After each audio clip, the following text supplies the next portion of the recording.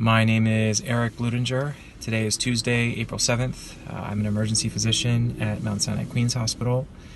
I just hopped into the car and about ready to drive into work. Usually I take the subway, but because of the spread of COVID here in the city, I chose a rental car because I thought it would just be a lot safer. I'm a little bit anxious going into work. I don't really know what today will be like. Every day is like a jack-in-the-box. And today I've heard from a few colleagues that things are still status quo. Today I know Governor Cuomo announced that we potentially are getting close to the plateau phase, or at least the peak, but it's really hard to see that day to day just given the extreme volume and acuity of our patient population. Okay, so I'm now walking to the hospital.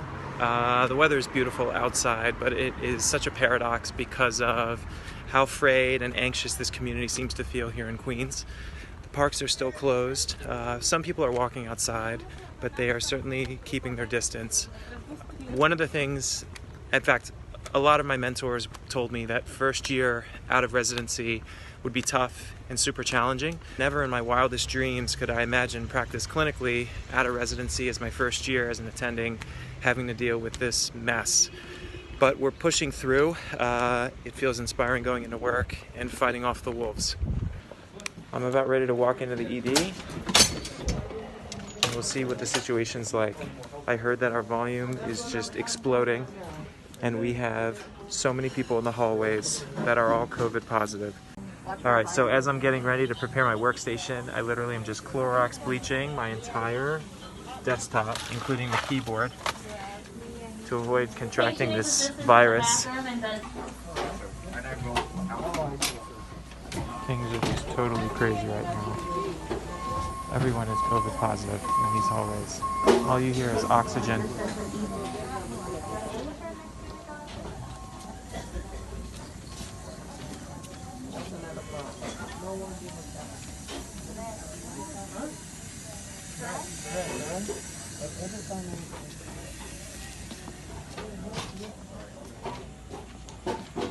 I'm seeing young patients, old patients, people of all age ranges who are just incredibly sick.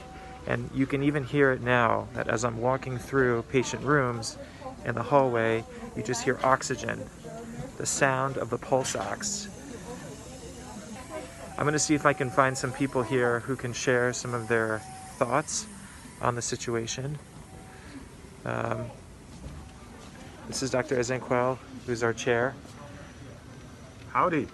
How's it going here? Just leading a quick walkthrough through the department. Yes, I understand. How are things going today? It's going busy. It's pretty what we've been expecting and seeing all along.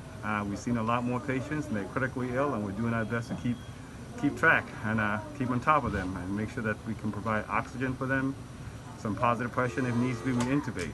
But this has been the story for the past week or so, and it's just getting progressively worse.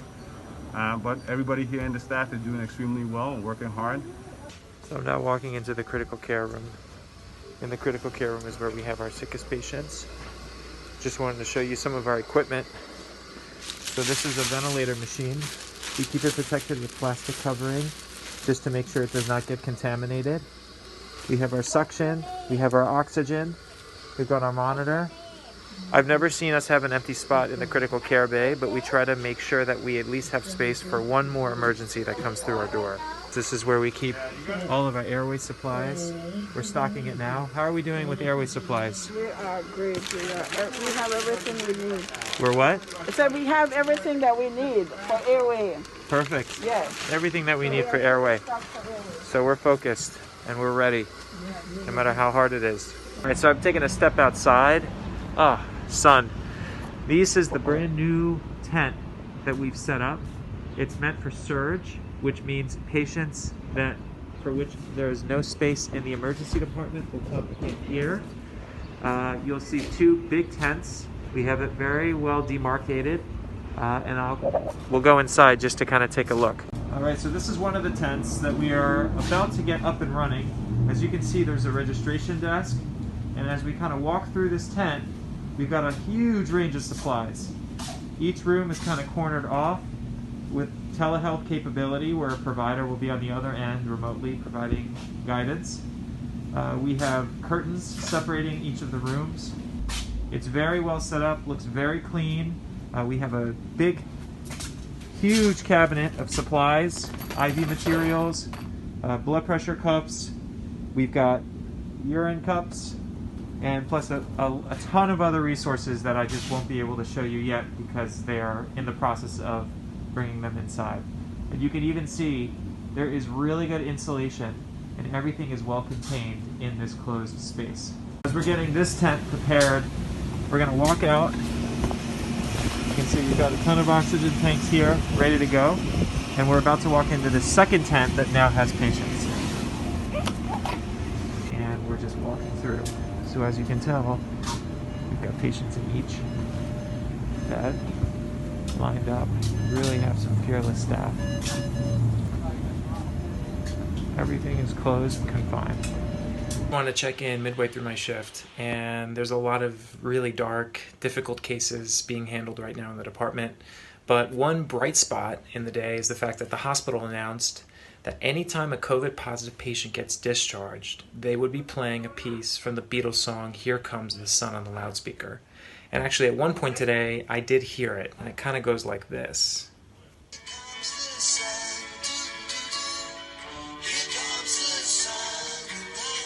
And it's actually one of my favorite Beatles songs. So it's great to see that even though the prospects are quite dim and there's a lot of distress and despair in the community and in our hospital, there are bright spots that can be extremely powerful and uplifting throughout the day.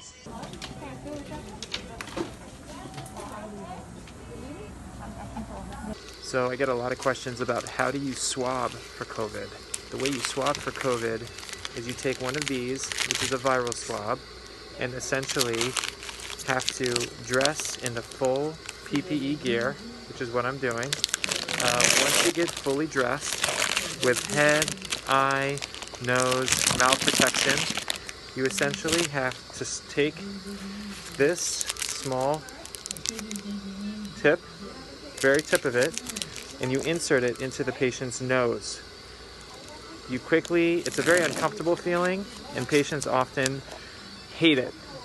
But once you take the very tip of this, you stick it up in the nose, and then you insert it into this lid red vial, send it to the lab, and within only a few hours is when we get the result back. So I'm about to do this on a patient who's being admitted to the hospital because we have to ensure that the patient does not have COVID, and if he does, or she does, then they deserve to be in special isolation room and extra cautions upstairs. So I just finished my shift. Here comes the fun part, which is decontaminating my entire body, including the things I'm wearing and washing my face. But one thing that I did take away from this shift and noticed in particular is that a lot of my patients who are super sick are actually male. I did not have a lot of female admitted patients, which kind of coincides with some of the recent news reports in the New York City area that seem to suggest that male patients tend to be more frequent on the sicker end as opposed to their female counterparts. So I'm going to pack up, get everything together, and think on my drive home, like I do every night, of what more I could be doing to help fight this crisis and what cures are possibly out there and what next study is going to come out that will give us more of a direction in fighting this awful enemy. This disease seems to permeate every aspect of life. I just walked into my building and was speaking to the doorman, and he just told me an awful story where his best friend, a 34-year-old male, who has 3 kids, including a 7-month-old, passed away today. He has no medical problems, and he died after spending a week in the hospital and returning home finally yesterday. But the worst part about it is that the funeral home has no more space in Queens, at least the one that he wanted to go to.